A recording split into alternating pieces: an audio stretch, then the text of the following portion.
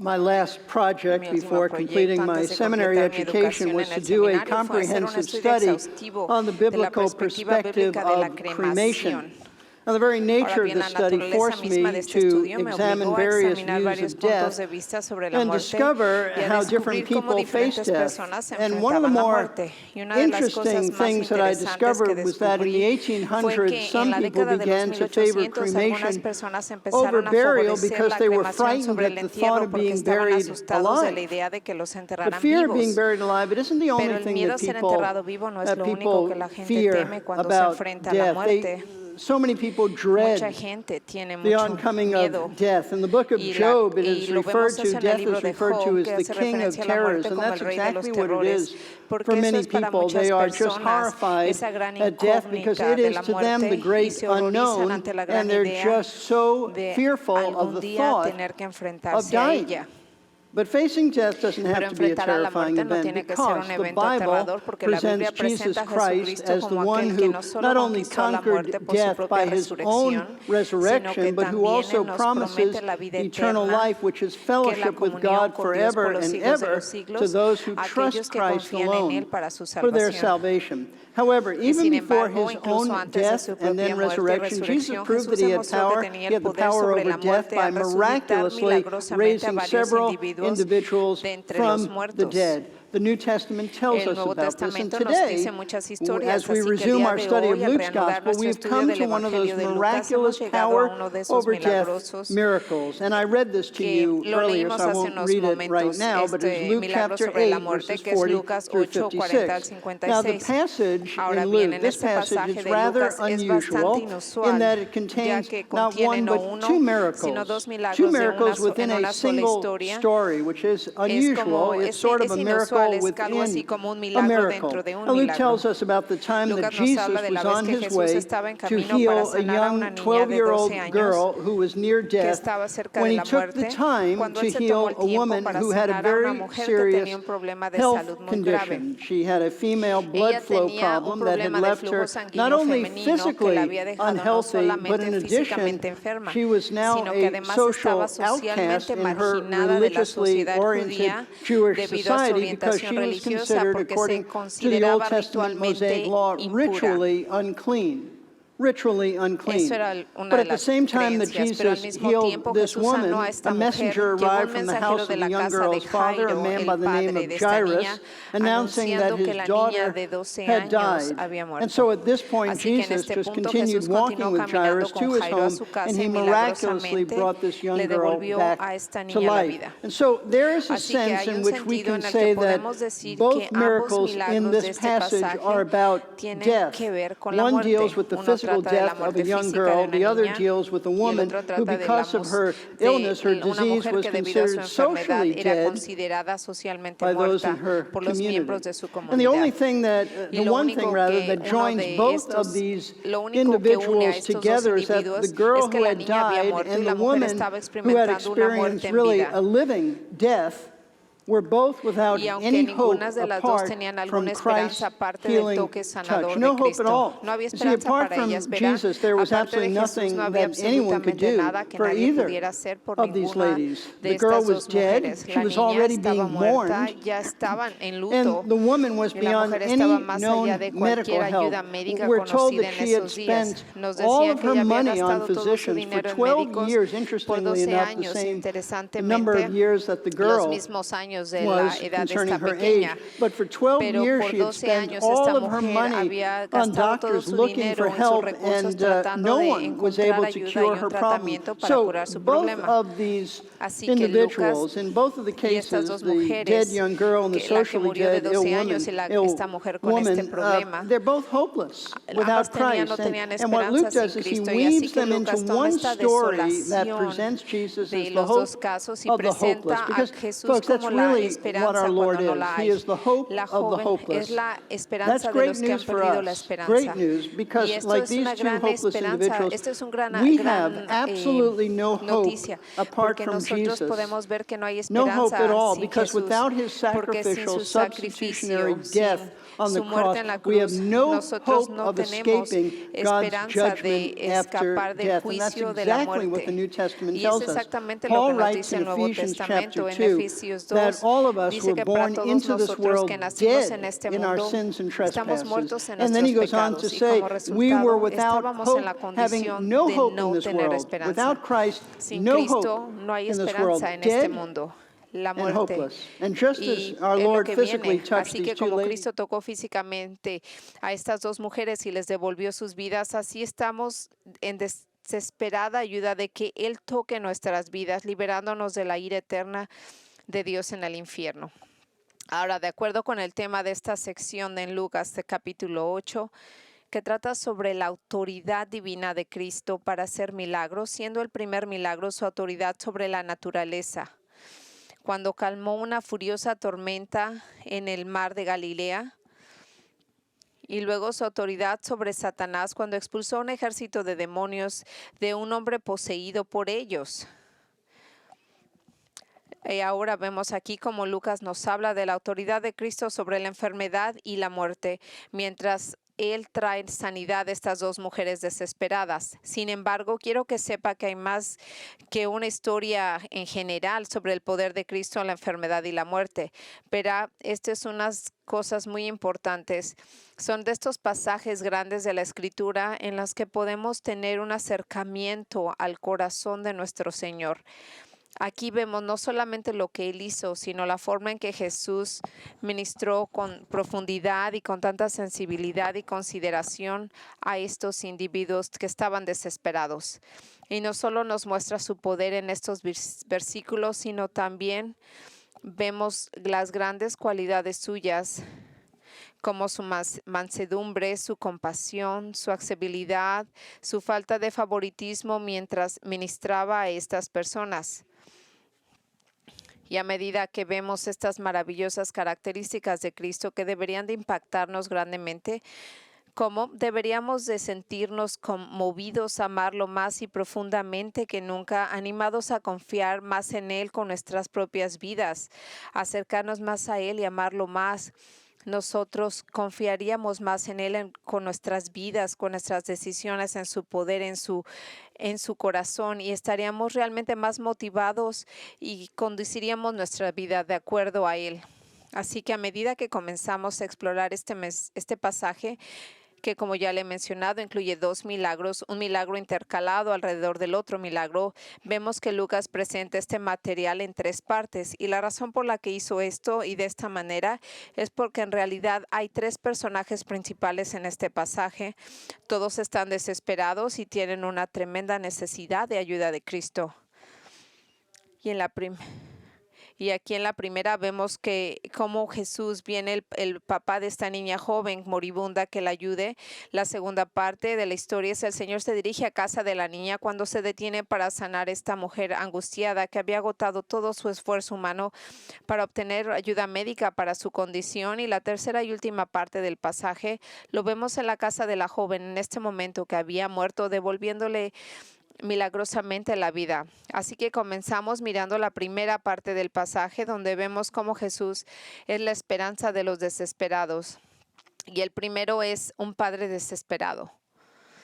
Y cuando Jesús volvió, la gente le recibió porque todos le habían estado esperando. Ahora, el pasaje comienza con Lucas preparando la escena, diciéndonos aquí explicándonos que Jesús acaba de regresar de Cafarnaum, de su visita, de ahí venía él. Y entonces él está regresando hacia Cafarnaum de su visita del lado oriental del mar de Galilea, el distrito de los Gerasenos, donde milagrosamente había expulsado a una multitud de demonios de un hombre. Y ahora que él había regresado, la gente le dio la bienvenida, porque lo habían estado esperando, sin duda porque esperaban que él realizara milagros y sanidad para ellos. y para sus seres queridos. Ahora, en Marcos, en su narración evangélica de este mismo incidente, dice que en la llegada del Señor una gran multitud se reunió alrededor de él. Y uno de esos individuos, de esa multitud de personas que estaba ahí, era un hombre con una necesidad desesperada, y Lucas nos los presenta en el versículo 41. Y vino aquí un hombre que se llamaba Jairo, que era un oficial de la sinagoga, y se postró a los pies de Jesús y comenzó a rogarle que viniera a su casa. Lucas dice que un hombre llamado Jairo se acercó y se arrodilló ante Jesús y comenzó a rogarle al Señor que fuera a su casa. Y lo interesante de esto es de que el hombre era uno de los gobernantes oficiales de la sinagoga local de Cafarnaum. Él, junto con otros hombres de la ciudad, servían como líderes de la sinagoga, lo que significaba de que eran responsables de supervisar los servicios de adoración, así como de mantener las operaciones generales de la sinagoga. Ahora bien, el hecho de que Jairo fuera un funcionario de la sinagoga significaba que era un hombre de muy alto rango en la comunidad religiosa judía. La misma comunidad religiosa que estaba empezando a levantarse en oposición a Jesús. Los fariseos ya habían acusado al Señor de cometer blasfemia cuando perdonó los pecados de un paralítico, y lo criticaron porque se dio un festín con recaudadores de impuestos y pecadores, lo que implica que tenía el mismo tipo de moral ligera como ellos. Así que Jairo, como un líder de la comunidad judía, tenía que estar muy consciente de la creciente oposición de los compañeros hacia Cristo. Por todo lo que sabemos, Jairo pudo incluso haber sido un fariseo. Pero independientemente de sus compañeros líderes religiosos y lo que pensaran de él, eso no le impidió a él acercarse a Cristo en busca de ayuda. ¿Por qué? Porque él era un hombre desesperado. Por eso, y a medida de que Lucas continúa desarrollando esta historia, nos cuenta la razón por la cual Jairo, desesperado, se acercó a Jesús y se postró ante él, pidiéndole que fuera inmediatamente a su casa. Versículo 42 dice, porque tenía una hija única de unos 12 años que estaba muriendo. Ahora aquí nos enteramos de que Jairo tenía una hija pequeña, su hija única, y ella tenía aproximadamente 12 años de edad, y ella era una jovencita y estaba moribunda, lo que significa que estaba ella muy enferma, y por eso le estaba suplicando al Señor que fuera. Él estaba desesperado, rogándole a Jesús que sanara a su hija antes de que fuera demasiado tarde. Sin duda alguna, Jairo vivía en este lugar donde había sido testigo de cómo Cristo sanaba a muchas personas de sus enfermedades.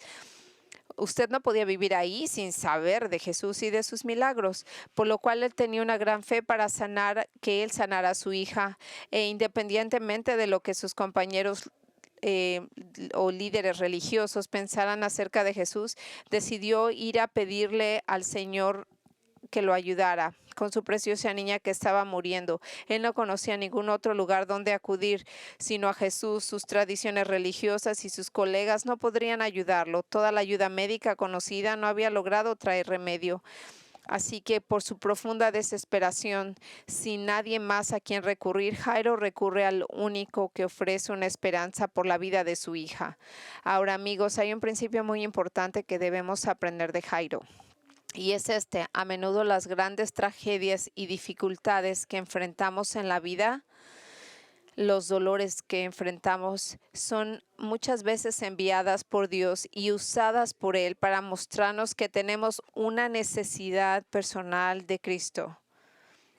Ahora, al principio es posible que no veamos nuestra necesidad principal, que es el perdón de nuestros pecados, y muy a menudo podemos no notarlas, pero el Señor va a usar alguna situación que no tiene absolutamente ninguna solución humana con el propósito de impulsarnos a buscar a Cristo y ayuda en Él. Y solo para que más tarde damos un paso más y nos damos cuenta que a medida que el Espíritu Santo nos ilumina, que muestran que nuestra verdadera y mayor necesidad es la salvación de nuestro pecado. Como alguien lo dijo muy sabiamente, la desesperación es comúnmente el preludio de la gracia. Eso es algo verdadero. Cuando el Señor vino y estaba lidiando conmigo, yo pasé por un tiempo muy difícil cuando yo era un jovencito en la universidad, que yo no sabía dónde ir y yo realmente dije, Jesús, si tú eres de verdad, eres verdadero, ayúdame. Yo no creo que estaba salvo en ese momento, no entendía la cruz, pero yo sabía que Él me podría ayudar y Él eventualmente me trajo hacia Él. Así que James Boyce explica el significado de lo que hizo Jairo y cómo sirve como un buen ejemplo para nosotros al volverse a Cristo en una situación que aparentemente desesperada. Él escribió: ¿qué hizo que Jairo apelara a un hombre que la mayoría de sus compañeros rechazaban? Sin duda, desesperación. Su hija se estaba muriendo o ya estaba muerta y no tenía dónde acudir. Puede que la desesperación no tenga el mejor de los motivos, pero lo llevó a Jesús y eso era todo lo que realmente importaba. Ha sido el caso de muchas personas. Es posible que no haya venido a Jesús por ninguna otra razón, sino algo en sus vidas que lo desesperó. Así que vinieron a Jesús y descubrieron que Él no los despreciaba por sus motivos inadecuados o pobres, sino satisfacía sus necesidades. Amén.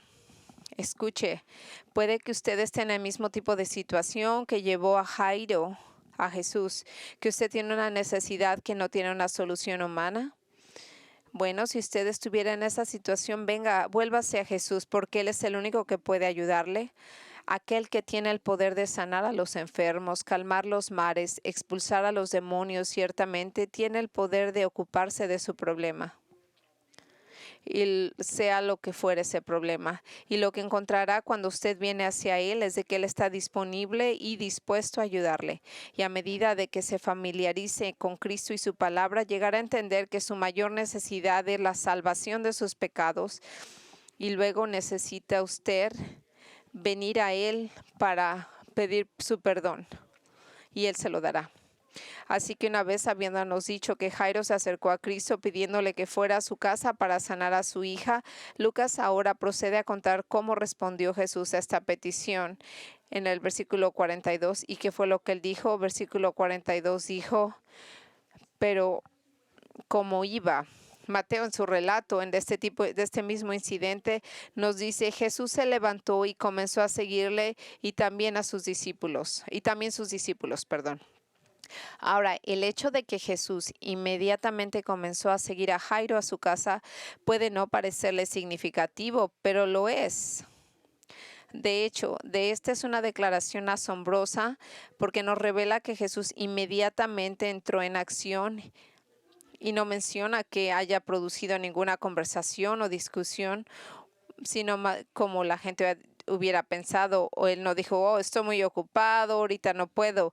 Una vez que Jesús se enteró de la necesidad desesperada de este padre, se fue, dejó de hacer lo que estaba haciendo para ministrar a este hombre que estaba en agonía por su hija moribunda.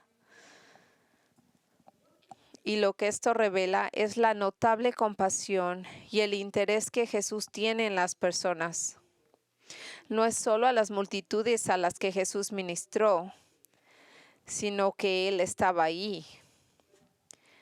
Es la gente, son las personas, es lo que le preocupa, la gente que está angustiada, que está en dolor, la gente como nosotros, que no importa qué tan ocupado estuviera Jesús con todo tipo de demandas que le hacían las multitudes de personas que acudían a Él. Él nunca estaba demasiado ocupado para ayudar a este pobre y preocupado padre que su hija con una hija enferma. Y eso es precisamente la forma en que el Señor está conmigo y con usted. Él es el Creador, quien dirige el universo. Él presta atención a los individuos como nosotros. David dijo, ¿qué es lo que un hombre que tú te acuerdas de nosotros? ¿Quién soy yo que tú pones atención a nosotros, Señor? Él es eso, Él escucha nuestro llanto cuando estamos sufriendo y Él escucha nuestros lamentos y nuestra necesidad de ayuda, porque Él es la esperanza de los desesperados y Él estará ahí para usted, así como estuvo para Jairo. Pero no fue solamente un padre desesperado a quien Jesús ministró.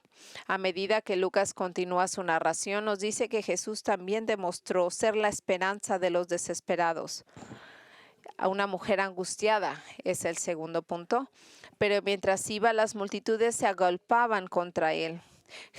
Lucas dice que cuando Jesús se puso en camino para ir a casa de Jairo, había mucha gente presionando contra él, es decir, había una gran multitud de personas que lo acompañaban a Jairo, a Jesús y a Jairo con la esperanza de ver el milagro. Lo que significaba era de que mientras ellos caminaban tratando de abrir camino entre la multitud, su camino en camino a la casa de Jairo, imagínese la ansiedad que llenaba el corazón de Jairo al pensar que su hija estaba al borde de la muerte y cada instante contaba.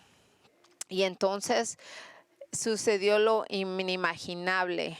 El lento progreso que estaban haciendo cuando se detuvo repentinamente, porque en esa multitud de personas había una mujer que tenía una gran necesidad del toque sanador de Cristo, y a medida que Lucas continúa nos habla de esto en el versículo 43 y 44. Y una mujer que tenía una hemorragia desde hacía 12 años y no podía ser sanada por nadie, se acercó detrás de él y tocó el borde de su manto, y en ese instante cesó su hemorragia. Lucas nos dice que en esa multitud de personas que presionaban contra Jesús había una mujer que había estado sufriendo de una hemorragia durante 12 años y que ningún otro médico fue capaz de curarla. No nos dice bien la causa específica de la hemorragia.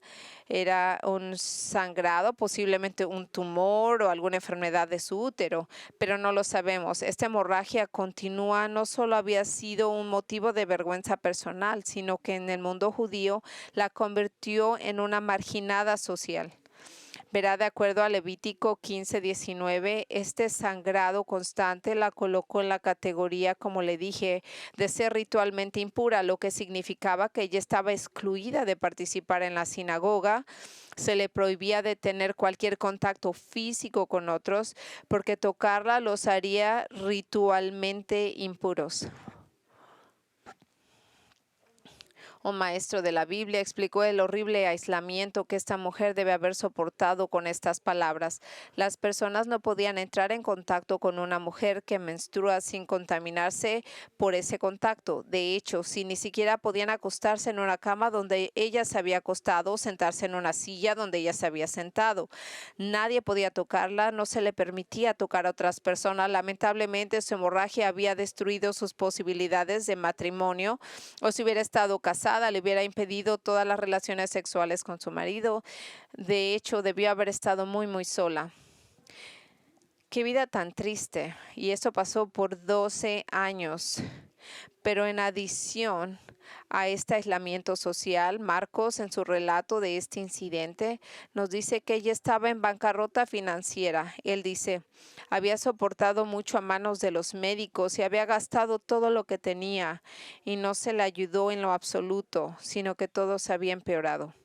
Es decir, en 12 años que llevaban buscando una cura para ese trastorno, habían gastado todo su dinero en médicos y no estaba ella mejor, realmente estaba peor, y ahora sin dinero. Y no es de extrañarnos que esta mujer estuviera apagada. Los tratamientos médicos antiguos podían ser extraños y dañinos. William Lane, escribiendo en su comentario sobre Marcos, afirma cómo los médicos del mundo antiguo trataban a estas mujeres que tenían condiciones como esta. Él dijo, por favor, no vaya a ningún doctor que prescribe estas cosas, ¿ok? Un remedio consistía en beber una copa de vino que contenía un polvo compuesto de caucho, alumbre y azafrán de jardín. Otro tratamiento consistía de una dosis de cebollas persas cocidas en vino administradas con una invocación diciendo, levántate de tu flujo de sangre. Otros médicos prescribieron un choque repentino o llevar un huevo de un avestruz en cierta tela. No es de extrañarnos que esta pobre mujer estuviera angustiada y sin ningún otro lugar a donde acudir. Se mueve silenciosamente entre la multitud tratando de no llamar la atención por sí misma, porque si la gente se hubiera dado cuenta de que se estaba mezclando y empujando con ellos, se hubieran enojado mucho con ella porque los hubiera estado contaminando con su inmundicia. Así que Lucas dice que ella subió detrás de Cristo y tocó el fleco, es decir, el fleco de su manto exterior, creyendo que tan solo con este contacto del fleco de su manto le traería sanidad. De acuerdo a Números 15 del 37 al 41, aquí nosotros sabemos que los hombres judíos debían de tener unos flecos en los bordes de sus túnicas como un recordatorio visual de obedecer los mandamientos de Dios. Ahora, obviamente, Jesús no necesitaba que ser recordado que obedeciera a Dios porque Él era perfectamente obediente, porque Él obedecía la ley de Dios perfectamente y Él usó una túnica con estos flecos como cualquier otro hombre judío. Y el modo en que esta túnica se usaba, explicada por el maestro de la Biblia, por lo cual vemos lo que dice Campbell Morgan acerca de esto. Él se puso esta túnica oriental de modo que un extremo se arrojaba sobre un lado y el fleco siempre estaba sobre la espalda del portador mientras caminaba. Así que ella lo pudiera haber tocado porque lo ponía sobre su hombro y caía por la parte de atrás de su espalda. Así que acercándose por detrás de Jesús, vemos que esta mujer tocó el borde de su manto. Y sin embargo, la palabra griega que se traduce como tocado significa muchísimo más que tocar el material. Como que si lo hubiera tocado ligeramente, no, la palabra significa que ella agarró, se aferró a ese fleco que mientras el Señor pasaba y lo agarró por desesperación, creyendo que si así lo hacía, curaría de su horrible sangrado. Ahora, es muy probable que una de las razones por las que ella tocó sus vestiduras fue porque, como muchas personas de su época, ellas creían supersticiosamente que a veces tocar las vestiduras de una persona piadosa podría traer sanidad a ella. Pero no todo era supersticioso. También había un elemento de fe que ella tenía, por lo que nosotros lo leemos en el libro de Marcos, en su relato evangélico de este incidente. Él dijo: después de oír hablar de Jesús, se acercó a la multitud detrás de él y tocó su manto, lo que significa después de escuchar los informes de tan maravillosas cosas que Jesús había hecho por otros, ella creyó que él también podría sanarla a ella y lo hizo, porque leemos inmediatamente que se detuvo su hemorragia. Ahora, aparentemente esta mujer pensó que con toda la gente presionando contra Jesús, ella podía agarrarse de su manto y momentáneamente, sin ser notada, ser sanada y después escabullirse entre la multitud. Pero Jesús no permitió que eso pasara y hay una razón para eso mientras leemos versículo 45 y 46. Jesús dijo: ¿quién es aquel que me tocó?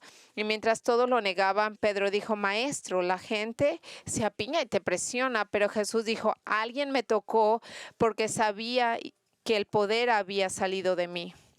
Lucas nos dice que Jesús, habiendo sentido que esta mujer agarraba el fleco de su manto, preguntó: ¿quién me tocó? Ahora, por supuesto, siendo Dios, Él sabía quién lo había tocado.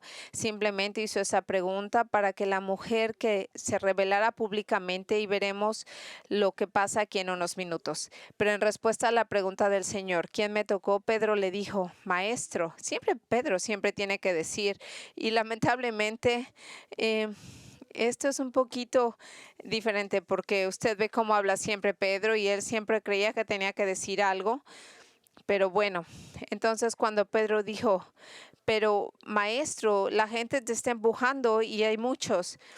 Entonces, ¿cómo podremos saber quién te tocó? Toda esta gente te está empujando y está rozando tu ropa. Todo el mundo parece estar tocándote. ¿Cómo podemos saber cuál?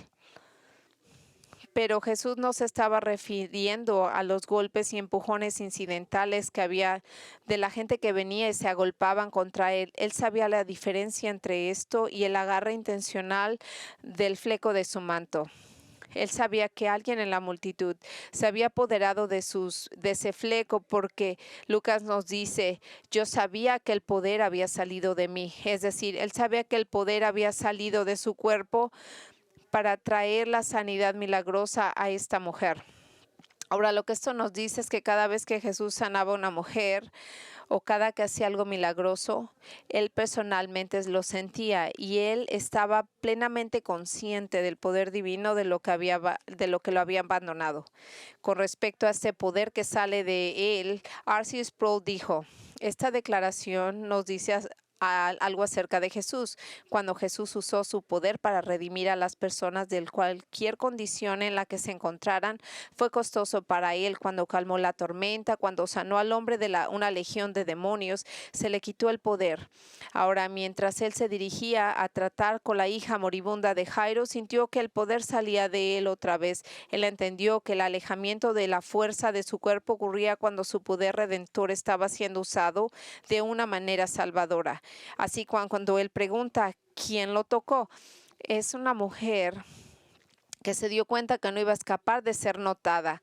Pensó que podía volverse a deslizar de entre la multitud sin que nadie supiera lo que había pasado, pero Jesús pregunta porque él se quiere asegurar que esto no sucediera. Así que leemos en el versículo 47. Cuando la mujer vio que no había pasado desapercibida, se acercó temblando y postrándose delante de él y declaró en presencia de todo el pueblo la razón por la que lo había tocado y cómo había sido sanada inmediatamente. Ahora, esta declaración de Lucas se explica por sí misma. Sabiendo que no podía escapar de ser notada, vino temblando y se postró ante Jesús. Admitió que ella fue la que lo tocó y por qué lo hizo. Y al tocar ese fleco de su manto había sido sanada inmediatamente. Al oír esto, Lucas nos dice lo que Jesús dijo en respuesta a la admisión de esta mujer. En el versículo 48, él le dijo: hija, tu fe te ha salvado, vete en paz. Ahora, amigos, esta es una declaración que está repleta de una serie de verdades significativas que reflejan la bondad y la compasión de nuestro Señor en la forma en la que Él trata a las personas que sufren. Por ejemplo, lo primero que notamos es que Jesús se refirió a ella como una hija. Esta es una declaración que en todo el Nuevo Testamento, en la que Jesús llamó a alguien hija, pero reveló una preciosa ternura y dulzura en la forma en que Jesús la trató. Hay que tener en cuenta que esta mujer no estaba acostumbrada a que se le tratara bien y que se le hablara con amabilidad. Estaba condenada al ostracismo de la sociedad, acostumbrada a ser rechazada y maltratada por los demás. Pero Jesús no la trata así, sino más bien le habla usando una palabra que le transmitiría ternura, calidez y preocupación, como un padre amoroso que le hablaría a su hija. Pero no solo le habló de una manera cariñosa, sino que el hecho de que le llamara la atención sobre ella mostró cuánto se preocupaba. Permítanme explicarles. Recuerden, esta mujer no quería que nadie supiera de su presencia en la multitud, quería ser desapercibida, ser sanada y escabullirse silenciosamente. Entonces uno se puede preguntar, si ese fuera el caso, entonces ¿por qué Jesús intencionalmente llamó la atención sobre ella al anunciar públicamente que había sido sanada? ¿La quería avergonzar? No. Lo hizo porque era para ella, era lo mejor para ella, para que la gente supiera que ella no estaba impura. Así que al llamar públicamente atención sobre esta curación, Jesús realmente estaba liberando a esta mujer del estigma que estaba asociado con su condición. Es decir, este es un acto de compasión. Estaba anunciándole a todos que lo escucharan, que ella ya no debería de estar prohibida en la sinagoga, visitar otras personas y contactos sociales normales de la vida diaria. Lejos de avergonzarla, Jesús estaba siendo amable y atento al hacer saber a todos que ella estaba oficialmente curada de su dolencia. Y ahora está ya de nuevo en la sociedad. Fíjense que Jesús le dijo que fue su fe lo que lo había sanado. Ahora es muy interesante porque parecería que si bien ella tenía fe en Jesús para sanarla, su fe era muy inmadura y digamos que algo ignorante, porque como ya hemos dicho, ella pensaba supersticiosamente que había una especie de poder sanador, como algo de magia, que al tocar la ropa de Cristo yo estaré sana.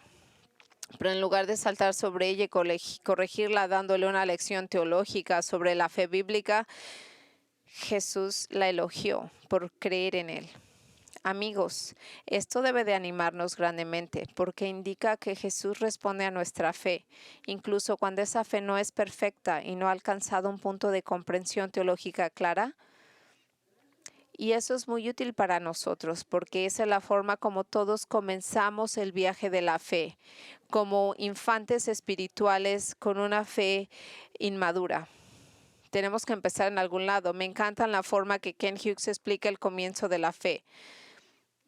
Él dijo, la fe inicial a menudo es una fe desinformada y mezclada con errores y conceptos erróneos sobre, por ejemplo, la persona de Cristo, la Trinidad, la expiación, gracia, obras, escrituras.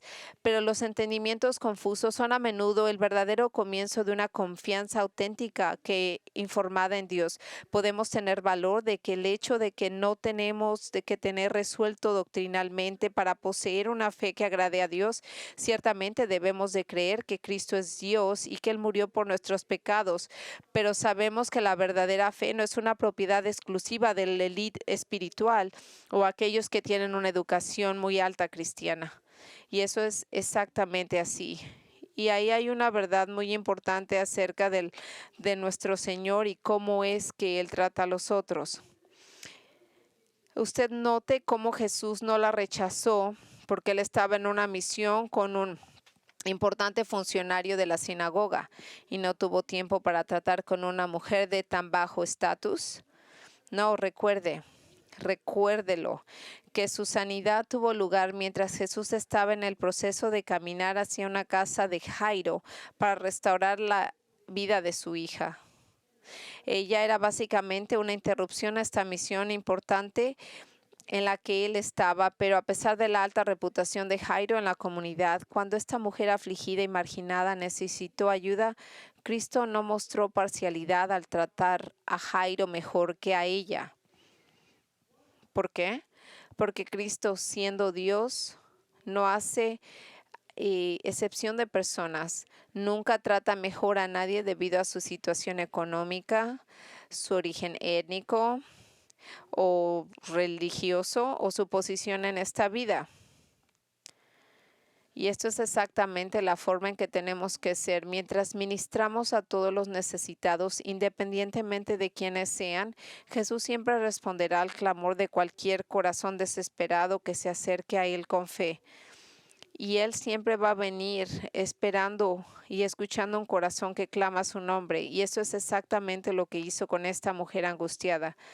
Una vez más demuestra que es la esperanza de los desesperados. Esta mujer vino a Cristo angustiada, enferma, crónica, rechazada socialmente y sin más recursos para buscar ayuda médica. Y se fue animada, sanada y como alguien que ahora era bienvenida de nuevo a la sociedad judía. Y todo porque ella creyó en Jesús. Y si usted se encuentra en esa condición desesperada, Él es a quien usted tiene que recurrir. Es al que tiene que buscar, incluso si su fe parece ser débil y tambaleante y no sabe cómo orar, muévase hacia Él con su problema. Yo le digo mis oraciones básicas hace mucho tiempo, Señor, si tú eres verdadero, ven aquí, ayúdame. Yo ni siquiera sabía si Él era verdadero o no, pero era todo lo que yo podía hacer. Y Él vendrá y Él le va a dar la claridad y lo va a acercar a usted. Así que mientras Él hace una fe más madura y más fuerte, Él lo va a guiar. Así que vemos a Jesús con la esperanza de los desesperados.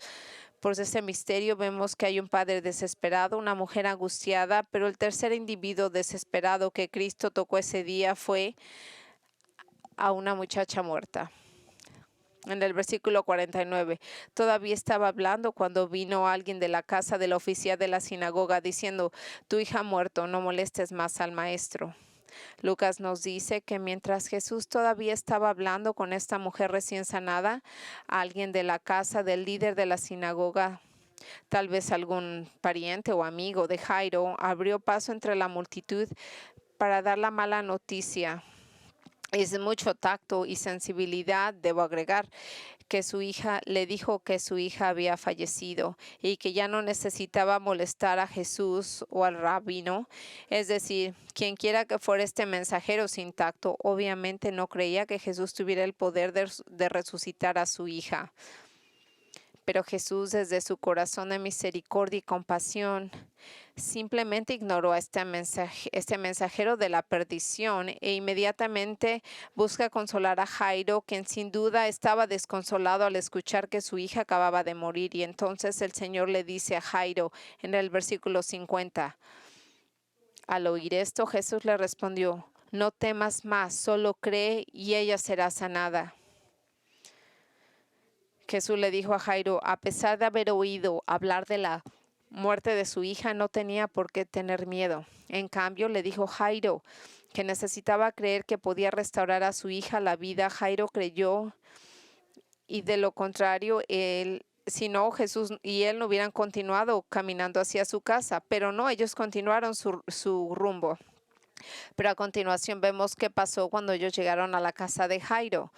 Cuando llegó a la casa, no dejó entrar a nadie con él, sino a Pedro, a Juan, a Jacobo, al padre y a la madre de la muchacha. Estamos hablando que entraran al cuarto. Todos lloraban y se lamentaban por ella, pero él les dijo, dejen de llorar porque no ha muerto, sino está dormida.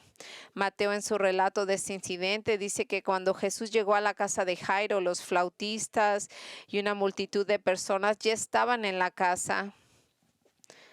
Ahora usted se pregunta, ¿qué hacían ahí flautistas? Esto no era una fiesta, era un momento de tristeza y la niña había muerto. Bueno, a diferente forma que se llevan a cabo los funerales en nuestra cultura, generalmente son tonos tranquilos y sombríos, si hay música relajante y calmante. Pero en los días de Cristo, los funerales judíos eran ruidosos y escandalosos, ya que había amigos, parientes, dolientes, profesionales que lloraban con profundos gritos de dolor. Mientras los músicos que eran contratados para tocar música fuerte e quietamente expresaban su angustia del corazón. Y eso es exactamente lo que Jesús encontró cuando llegó a la casa de Jairo. Marcos nos dice que cuando llegó a la casa del oficial de la sinagoga, vio una conmoción y la gente lloraba y se lamentaba con una voz alta. Al ver esto, Jesús dice que Jesús no permitió que nadie entrara a esa casa excepto los 3 discípulos, Pedro, Juan y Santiago. Así que nada más dejó entrar a esos 3 discípulos, así como el padre y la madre de la niña. Y de repente puso fin a ese funeral diciéndole a todos que dejaran de llorar y lamentarse. Ella solamente estaba durmiendo, no muerta. Y cuando él usa el término dormir, Jesús no está hablando de que la niña estaba en coma o que estaba tomando una siesta. Él sabía que ella realmente había muerto, pero le dijo que estaba durmiendo en el sentido de que ella sería despertada para vivir de nuevo. El sueño se usa a menudo como una metáfora en el Nuevo Testamento que se refiere a la muerte, comunicando que es solo temporal. Es así como expresan la muerte. Y eso es exactamente lo que Jesús está diciendo acerca de la joven que había fallecido. Ella no estaba muerta en el sentido de estar muerta y se había ido para siempre. Estaba muerta en el sentido de que necesitaba ser despertada. Y eso es exactamente lo que él pretendía hacer. Jesús tenía la intención de despertarla de nuevo a la vida, pero ninguna de las personas que estuvo en el funeral lo tomó en serio. Ellos dijeron y se comenzaron a reír de él en el versículo 53 cuando dijo, sabiendo que ella había muerto. Todos los de esta casa sabían que ella se había muerto y ellos se rieron de Jesús cuando dijo que ella solo dormía. Y yo encuentro muy interesante que esta gente que supuestamente estaban en luto y llorando y así tan rápido apagarían sus lágrimas, empiezan a reírse y a burlar y revelan que su dolor no era genuino, solo eran dolientes pagados. Y cuando ellos son contratados para aparentar estar en duelo. Así que cuando vemos lo que nos dice Lucas, cuando él hizo esto en el versículo 54 y 55, pero él tomándola de la mano la llamó diciéndole, niña, levántate. Y su espíritu volvió y se levantó al instante y mandó a que le diesen de comer. No solo es increíble, una muestra increíble del poder milagroso de Cristo sobre la muerte, sino también una imagen tan tierna de la mansedumbre de nuestro Señor, cuando tomó a esta joven de la mano y la devolvió a la vida. Me encanta el modo en que Marcos suma este evento cuando él nos dice lo que dijo Jesús en su propio idioma. Él dijo, niña. Marcos lo que dijo, la tomó de la mano y le dijo, lo estoy traduciendo del idioma aramático de Jesús, niña, te digo, levántate. Qué imagen el tomar a esta niña que había fallecido con tanto amor, diciéndole, levántate, despierta, como una pequeña oveja. Y entonces el espíritu que había abandonado su cuerpo ahora regresaba a él e inmediatamente ella se levantó. Ella estaba bien, se levantó, y Lucas revela aún más los caminos amables y reflexivos de Cristo al decirnos que después de que ella fue restaurada a la vida, Jesús dio órdenes para que le dieran algo de comer. Amigos, qué asombroso, qué increíble. Él reconoce que ella tiene hambre, que ella necesita comida, que él piensa hasta en esos detalles. Así es él. Qué asombroso Salvador es Cristo. No solo es soberano, omnipotente, que tiene poder sobre la muerte, sino también es tan gentil, amable y considerado como para asegurarse de que el hambre de esta niña fuera satisfecha. Y asimilando todo lo que estaba y asimilando todos los que estaban ahí, los padres, como se pueden imaginar, que estaban fuera de sí de alegría y asombro cuando ellos ven esto. Nosotros decíamos que ellos estaban totalmente sorprendidos. Su hija estaba muerta y ahora estaba viva. Ahora vemos lo que le dijo Jesús a los papás en al final del versículo 56, les mandó a decir que no dijera nada a nadie de lo que había sucedido. Qué interesante que les pidió eso, ¿no? Ahora, obviamente este milagro no se podía ser mantenido en secreto. ¿Cómo podría ser la gente, los dolientes profesionales que habían ido a ver a la niña muerta y ahora veían que estaba viva? Se lo contarían a todos. De hecho, que la noticia de que esta joven estaba ahora caminando en medio de la comunidad, todo el mundo lo sabría. Y esto es lo que nos dice Mateo. Esta noticia se extendió por toda la tierra. Entonces, la pregunta a la que nos enfrentamos es por qué Jesús le dijo a estos padres que no le contaran a otros acerca de este notable milagro. No estamos seguros. Realmente no tenemos la certeza por qué les dijo que guardaran silencio sobre lo que había él hecho. Todo lo que podemos hacer es especular basándonos en otras ocasiones en las que Jesús le dijo a la gente que no contara nada de ese milagro. Es que podemos especular que esto es algo similar. Y así que de otras declaraciones del Nuevo Testamento sabemos que hubo momentos en los que Jesús no quería que la gente supiera de algún milagro, porque solo alentaría a otras multitudes buscadores, gente curiosa que no estaban interesados en ver lo sobrenatural, sino más bien ellos no estarían con el interés de seguirlo a él como uno de sus discípulos. Él dijo, yo no necesito más curiosos. Así que sería por esto que Jesús le dijo a los padres que no hablaran del milagro de su hija. Realmente no lo sabemos, pero una explicación muy plausible a su mandato de que guardaran silencio se encuentra en Marcos 8, 27 al 30. Leemos, Jesús salió cuando sus discípulos a las aldeas de Cesarea de Filipo y en el camino interrogó a sus discípulos diciéndoles, ¿quién dice la gente que soy yo? Y ellos le dijeron, Señor, Juan el Bautista, y otros dicen, Elías. Pero del modo que les preguntó, ¿por qué es que la gente dice que quién soy yo? Y otros que son los profetas. Y continuó preguntándoles, ¿y vosotros quién dices que yo soy? Pedro y le dijo, tú eres el Cristo. Y les advirtió que no dijeran a nadie acerca de él. Ahora en estos versículos los discípulos del Señor le están diciendo acerca de lo que piensan de quién es él y están equivocados excepto Pedro. Porque le dicen que si es Juan el Bautista, que si es otro profeta que ha sido, que si a lo mejor Elías. Pero Pedro dice correctamente que él es Cristo, es el Mesías prometido. Y luego Jesús les advierte que no le digan a los demás que él era el Mesías. Y la razón por la que explica la vemos en el versículo siguiente, que es el versículo 31, donde el Señor dice, y comenzó a enseñarles después de que les dijo, no le digas a nadie que soy el Mesías, tú lo sabes, pero no lo digas. Y vemos que comenzó a enseñarles que era necesario que el Hijo del Hombre padeciera muchas cosas y que fuera rechazado por los ancianos y los principales sacerdotes, por los escribas. Y aunque él era el Mesías, él sabía que no quería que la gente malentendiera qué clase de Mesías era. No quería que pensaran que era principalmente como un Mesías que hacía milagros de sanidad, sino más bien como un Mesías sufriente que sería crucificado y luego resucitaría de entre los muertos.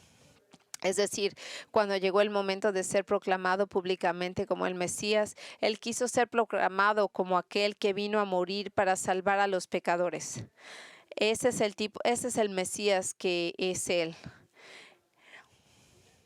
Y esto puede ser muy bien la razón por la que les dijo a los padres de esta joven que guardaran silencio acerca de los milagros de restaurar a su hija la vida, que no quería que la gente se desviara acerca de quién es él, porque su ministerio principal era ser un salvador del pecado, no un sanador de cuerpos físicos. Y por lo tanto, como salvador, él nos libera del miedo a la muerte.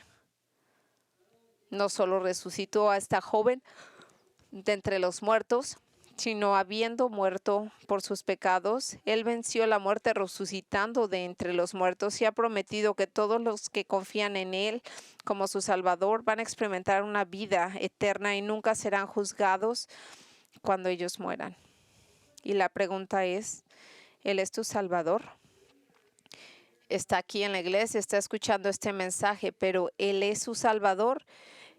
Y si él lo es, usted no tiene razón por temer la muerte, porque muchos cristianos aún así tienen miedo a la muerte, pero olvidan por qué, pero ¿por qué? Si Jesús murió por sus pecados y por lo tanto no será castigado por sus pecados, sino será conducido a la presencia de Dios cuando usted muera, cuando usted pase de esta vida a eternidad. Eso es. O sea que si eso fuera, tendría que estar emocionado por lo que el futuro trae. Así que cuando escucha que los ángeles nos van a llevar al cielo, pero si usted no ha confiado en Él como su Salvador y Señor, entonces usted necesita entender su estado desesperado como un pecador perdido. Usted va a ver que ni el bautizo lo va a entender, que usted está perdido, que lo único que lo puede realmente escuchar es Jesucristo y ayudar, porque Él está listo a salvarlo de una muerte eterna, porque Él murió en la cruz por los pecadores. Si usted se arrepiente de su pecado, deje su pecado a un lado y usted confíe en Él como su única esperanza en salvación por su muerte en la cruz, la Biblia dice que usted va a ser perdonado y usted nunca va a tenerle miedo a la muerte. Si usted quiere hablar con alguno de nuestros pastores, por favor venga. Oremos. Padre, te agradecemos de esta gran historia que hemos compartido, que nosotros podamos ver el poder de Jesús y que nosotros también podamos ver su gentilidad, su dulzura, su corazón. Padre, por favor, ayúdanos a acercarnos más a Él al leer de esto. Muchas veces pensamos en ti como un Dios fuerte, estricto y severo. Y yo sé que eres estricto con el pecado, pero tú eres un Dios amoroso y dulce. Y que sean esos los pensamientos que llenan nuestra mente, que nosotros entendamos que tú eres un Padre que es amoroso y que nos ama. Y así que venimos aquí orando para que tú nos ayudes, que nos ayudes a ver a quién tú eres, amarte por quién tú eres, y que nos vas a ayudar a reflejar ese mismo tipo de corazón, de actitud hacia otra gente y sobre todo a los niños pequeños, que nosotros podamos amarlos, de que podamos ser dulces con otra gente, y oramos por cualquier persona que está aquí que no te conoce, que ellos puedan entender que aparte de ti no hay nadie, que solamente tú puedes trabajar en nuestros corazones, que solamente tú puedes abrir nuestros corazones al Evangelio, pero nosotros te pedimos eso para traer gloria a tu nombre y pedimos por eso en tu nombre. Gracias por